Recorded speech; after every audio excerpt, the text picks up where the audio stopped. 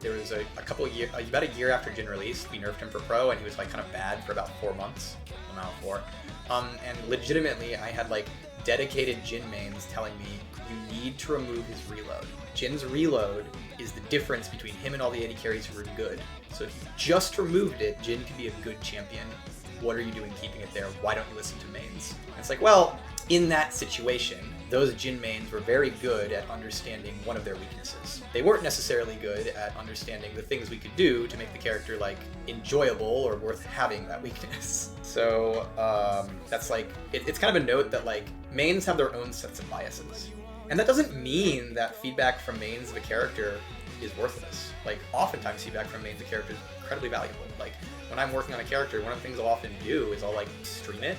You know, I'll get mains come into the chat and they'll be like, yo, August, did you think about this thing? And I'll be like, oh my god, I didn't think about that thing because I don't main Talia, but now that you mentioned it, let's take a look, right?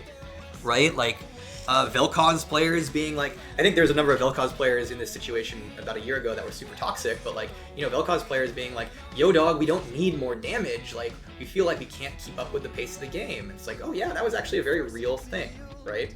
And so it's, mains can definitely 100% have like really, really good and thought out and input.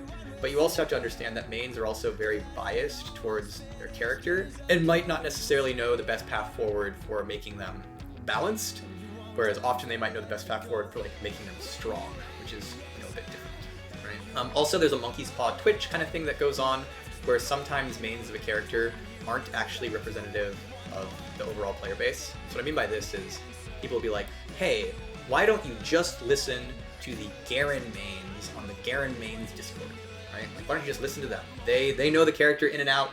They're all master tier at Garen somehow. Like, why don't you listen to them? Well, it's like, the average Garen player, and by the way, he's giga popular, the average Garen player is not on the Garen mains Discord. The average Garen player is not in Master.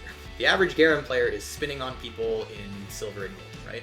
And so another thing you have to watch out for is mains often represent a very dedicated, very engaged, often higher MMR population of players of that character.